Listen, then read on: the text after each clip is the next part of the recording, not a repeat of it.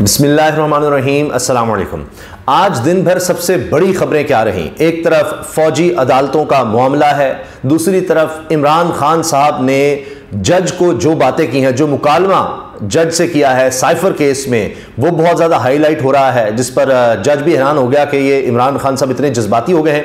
आज से पहले इस तरह से इमरान खान को जज्बाती नहीं देखा गया, या इस तरह की बात नहीं सुनी गई, और इस तरह का मुकालमा नहीं देखा जज और इमरान खान साहब के दरमियान। इसके साथ साथ जनाब मियां नवाज शरीफ की परेशानी बढ़ती चली जा रही है, उनके लिए मिसाइल बढ़ते चले जा रहे हैं, और फजलुर रहमान साहब भी अब चीख रहे हैं, परेशान हैं, और उन्होंने भी अब कुछ इल्ज़ामात लगाने शुरू कर दिए हैं। इलेक्शन से भागने की तैयारी उनकी पूरी नजर आ रही है। इस सब पर हम बात करेंगे। पहली चीज़ है जनाब फौजी अदालतों का मामला। अब हुआ यह कि इसमें 5 रुकनी बेंच था सुप्रीम कोर्ट का, जिसने सिविलियंस का फौजी अदालतों में ट्रायल कलअदम करार दे दिया था। उसके बाद यह हुआ कि इसमें अपील आई, और सरदार तारिक मसूद साहब की सरबराही में 6 रुकनी बेंच बनता है। इसमें काजी फाइसा साहब खुद इस बेंच का हिस्सा नहीं होते।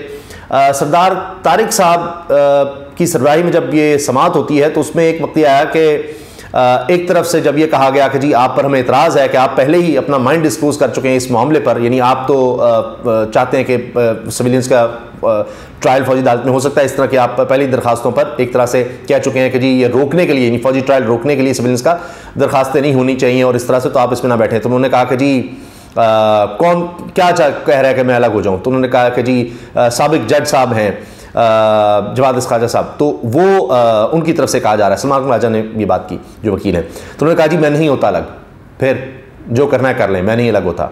लतीफ़ कोसा साहब ने कहा जी हमने तो आप पर एतराज़ किया है, पहले उसको देखें, और आप बेंच में बैठ गए हैं। तो उन्होंने कहा जी बैठा हूँ क्या मतलब, खड़ा होकर सुनो। यानी इस तरह का बिहेवियर उनका सरदार साहब का नजर आया। तो बहरहाल इस पर बड़ी तनकीद हो रही है कि एक सुप्रीम कोर्ट के जज को क्या इस तरह से बात करनी चाहिए थी। आखिरकार जनाब फैसला आ गया 5-1 से। मुसरत हिलाली साहिबा जो सुप्रीम कोर्ट की जज हैं, उनके अलावा बाकी 5 के 5 जजेस ने कहा कि जी जो फैसला था कि फौजी अदालतों में सिविलियन का ट्रायल कलअदम करार दिया जाता है 5 रुकनी बेंच का, उसको हम मुअत्तल करते हैं, और जब तक के यानी फाइनल डिसीजन नहीं आ जाता तब तक फौजी ट्रायल चलते रहे। अब इसमें अटॉर्नी जनरल ने कहा कि जी इसमें तो 3 साल से ज़्यादा सजा ही नहीं होगी लोगों को। तो फिर इस पर सवाल किया गया कि जी आप कैसे कह सकते हैं, अभी तो ट्रायल चल रहे हैं। तो उन्होंने कहा कुछ हो सकता है बरी हो जाएं, ये बात भी थी।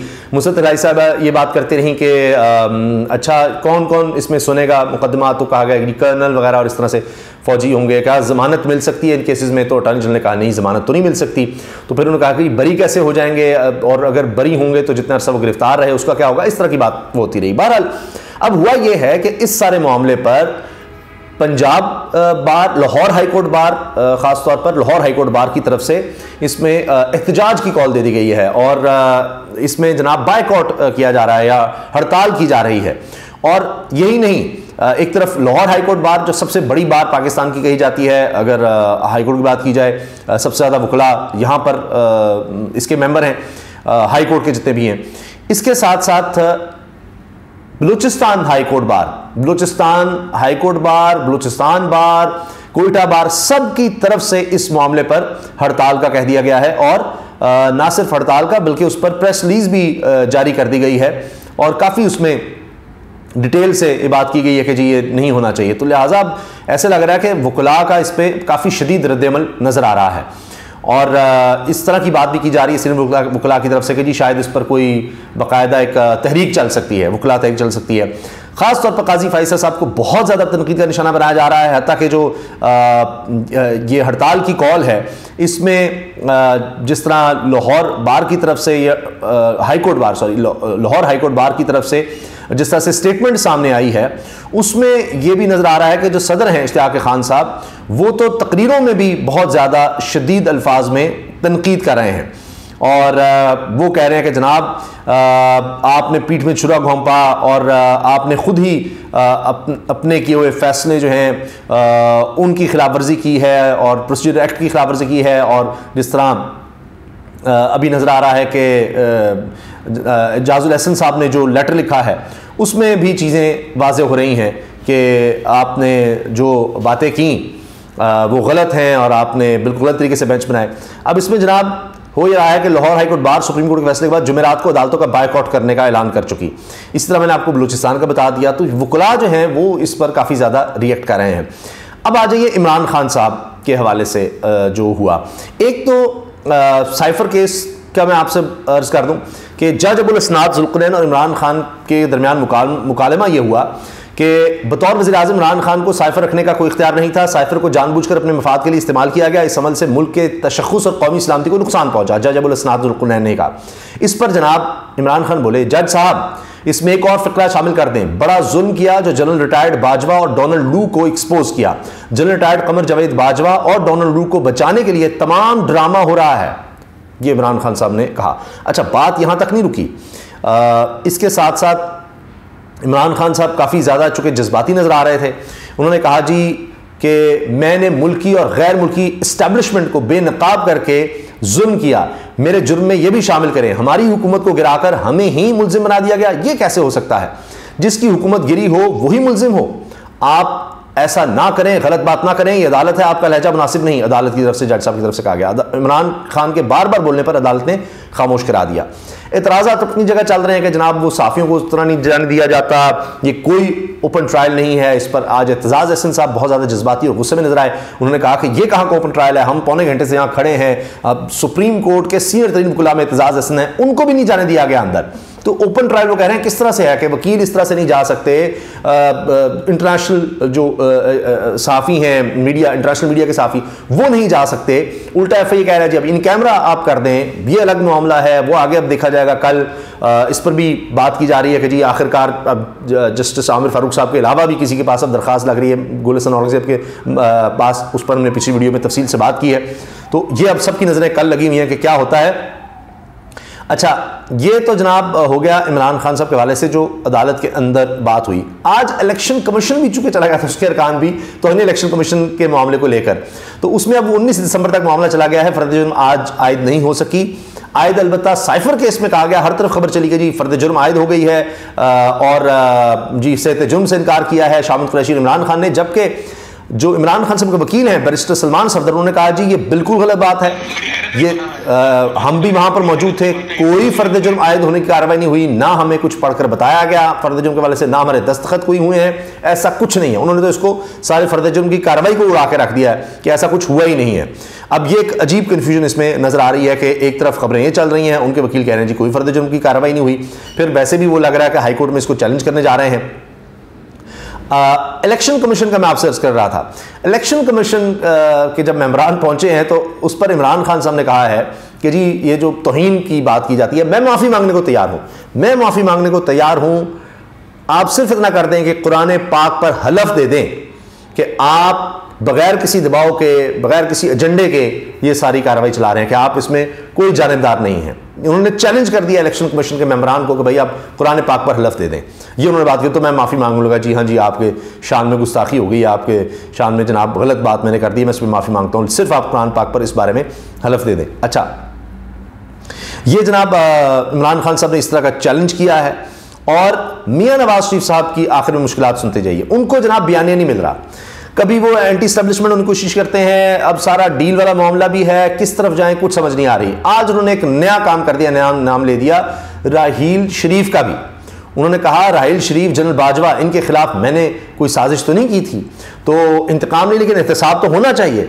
अब वो पहले जनरल फैज़ अहमद की बात करते थे, जनरल बाजवा की बात करते थे, फिर वो कारगिल तक चले गए, 1999 तक चले गए, आज उन्होंने जनरल राहील शरीफ की भी एंट्री करा दी है इस काम में। अब ये मामला भी फैलता चला जा रहा है कि उनको समझ नहीं आ रही कि मैं किस हद तक जाऊं, क्या करूं। लोगों में पजीराई मिल ही नहीं रही। फजलुर रहमान साहब भी अब जनाब खुलकर सामने आ गए हैं। उन्होंने कहा है जी अफगान वोटर्स की तहकीकात लाजमी, इलेक्शन में ताखीर बड़ा सौदा नहीं, पहले ये चीज़ देख लें। फिर वो पेशावर हाईकोर्ट के खिलाफ भी हो गए हैं कि जी पेशावर हाईकोर्ट जो है, बाकी सारी अदालतें जो हैं वो बिल्कुल उन्होंने दबा के रखा हुआ है तहरीक इंसाफ को, और इनके मेंबरान को हिलने नहीं देते। सुप्रीम कोर्ट तक से फैसला आ गया कि जी एक के बाद एक या 10, 20, 50 गिरफ्तारियां हो जाएं, कोई मसला ही नहीं है, कोई नहीं रोकने वाला। हर तरफ से हुआ है, लाहौर हाईकोर्ट में भी जनाब कोई मसला नहीं है। ये पेशावर हाईकोर्ट किस तरह कह रही है लेवल प्लेइंग फील्ड दी जाए, ये सारा, तो उस पर जनाब अब फजलुर रहमान साहब भी बड़े परेशान हो गए हैं। ना सिर्फ इलेक्शन से भाग रहे हैं बल्कि इस तरह की बातें भी वो कर रहे हैं कि हाईकोर्ट के खिलाफ ही। अच्छा, अब एक और चीज़ कि 16 दिसंबर की तारीख बड़ी अहम है और लग रहा है कि आहिस्ता आहिस्ता तहरीक इंसाफ के लिए स्पेस बनने जा रही है। जुम्मे का दिन बहुत अहम करार दिया जा रहा है। 16 दिसंबर का कहा जा रहा है कि जी चूंकि अगर 8 फरवरी को इलेक्शंस होने हैं तो 16 दिसंबर तक शेड्यूल अनाउंस करना ही करना है इलेक्शन कमीशन ने। अब मसला इलेक्शन कमीशन को यह है कि वो शेड्यूल अनाउंस करना नहीं चाह रहा जब तक कि बल्ला निशान वापस नहीं ले लिया जाता, इसलिए उन्होंने 18 दिसंबर का फिर नोटिस जारी कर दिया कि जी हम आपसे मुतमईन नहीं हैं। तो ये एक अजीब फटा बना हुआ है कि 16 दिसंबर तक उन्हें शेड्यूल अनाउंस करना है, कागजात नामजदगी आने हैं, फिर उनकी जांच पड़ताल है, तो उसके लिए कम से कम 16 दिसंबर से आगे मामला नहीं जा सकता अगर 8 फरवरी को इलेक्शंस होने हैं। तो अब उनके लिए ये भी एक टेंशन बनी हुई है कि अब इसका क्या करें। और जो भी होगा अगर 16 दिसंबर को शेड्यूल आ जाता है तो फिर उसके बाद जलसे जुलूस ये सब शुरू हो जाएगा, रोका नहीं जा सकता, आईनी मामला है। वो एक मसला खड़ा होता नजर आ रहा है मियां नवाज शरीफ के लिए, इमरान खान साहब के मुखालिफिन के लिए। इसके साथ एक खबर ये भी आ रही है कि बड़े बड़े लोग नून लीग को छोड़कर तहरीक इंसाफ की तरफ जाने वाले हैं। बहुत सी बड़ी शख्सियात जो हैं वो तहरीक इंसाफ में आ रही हैं। ये एक अजीब टेंशन बनी हुई है कि लाडले वो हैं, सारा कुछ उनके लिए किया जा रहा है, लेकिन उनके अपने लोग उनको छोड़कर जाने को तैयार हैं। ये भी मियां नवाज शरीफ साहब के लिए टेंशन बनी हुई है कि ये क्या मामला हो गया है। और ये आने वाले दिनों में साफ मैं आपसे अर्ज़ कर रहा हूँ कि ये खबरें हैं, तज्जिए नहीं, खबरें हैं और बिल्कुल ये बावसूख ज़राए से मैं आपसे अर्ज़ कर रहा हूँ कि जनाब आने वाले दिनों में नून लीग को लोग छोड़ेंगे और तहरीक इंसाफ में जाएंगे। एक मैं आपको नाम बता देता हूँ सिर्फ कि सेनेटर रहे हैं जनाब और नून लीग के बड़े अहम बैरिस्टर जावेद अब्बासी, ये एबटाबाद में जनाब अब इंडिपेंडेंट लड़ने जा रहे हैं। तो ये नून लीग को जो छोड़कर गए हैं और ये कैप्टन सफदर से इनकी ज़रा अनबन भी हुई थी, वो बात भी सामने आई थी। दूसरा जनाब इरशाद भट्टी साहब जो हैं वो बिल्कुल पीछे नहीं हट रहे और वो तो अब इस वक्त भी शरीफ ख़ानदान को आड़े हाथों ले रहे हैं। सीनियर साफ़ी हैं, वो कह रहे हैं कि जनाब ये कहते हैं करप्शन नहीं की। मियाँ साहब की जो सर्जरी हुई वो गए वहाँ पर और लंदन में, तो वो बताएं 1.5 महीने तक वो वहाँ जहाज़ भी खड़ा रहा, काबीना भी सारी वहाँ पर जाती रही और उसमें जनाब टैक्सी भी बिल्कुल किराया, वो सारा इस कौम को पड़ता रहा। उनका इलाज मियां नवाज शरीफ साहब का इस लिहाज से कि पूरी काबीना और सब वहाँ खर्चे वो भी पड़ते रहे।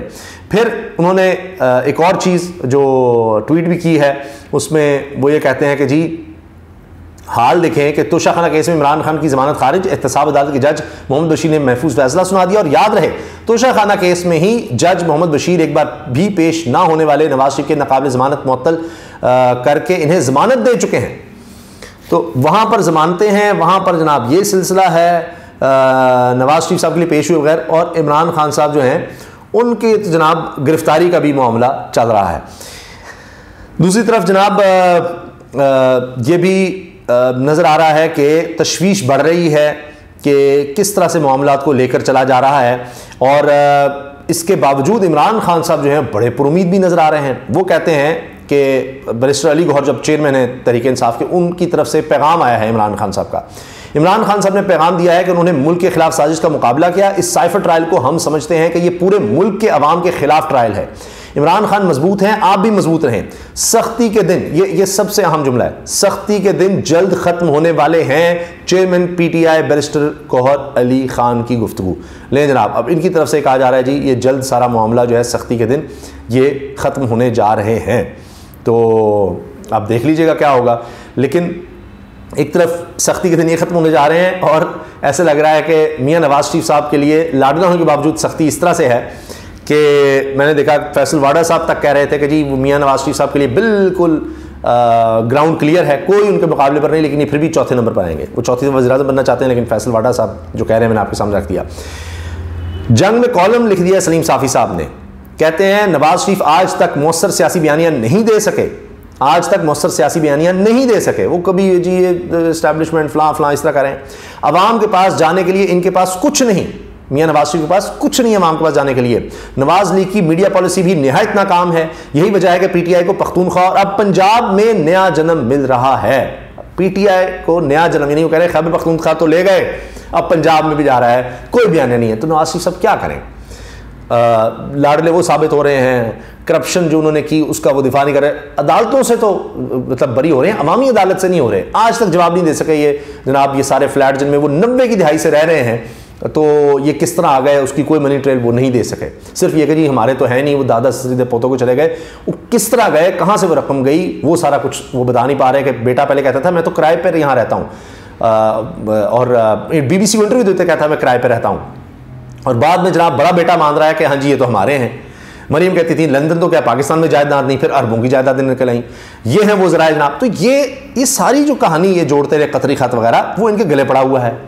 लाडलापन, फिर ये जो 16 महीने की इनकी कारकर्दगी थी, पाकिस्तान की मईशत को बर्बाद कर दिया इन्होंने, इंसानी हुकूक की पामाली की, आइन, हर चीज़ इन्होंने बर्बाद करके रख दी, वो इनके लिए अलग मसला बना हुआ है। तो ये सब चीज़ें हैं जिसकी वजह से जनाब अब सलीम साफ़ी साहब भी कह रहे हैं कि जी इनके पास तो बयानी कुछ नहीं है। तो अब वो इसलिए कभी राहल शरीफ का नाम ले दो, कभी बाजवा का, कभी किसी का, कभी किसी का, कभी उधर चले जाओ, कारगिल का इशू ले लो, कभी कुछ ले लो, शायद इससे लोग आ जाएँ। फिर पता लगता है शहबाज शरीफ साहब कहते हैं जी क्या कर रहे हैं, ज़रा हाथ वाला रखे, कहते हैं अब कुछ तो बोलने दो, क्या करूँ, कभी इधर कभी उधर, तो उनको समझ नहीं आ रही जाएँ तो जाएँ कहाँ। आप अपनी राय का इज़हार कमेंट सेक्शन में ज़रूर कीजिएगा। अल्लाह हाफ़िज़।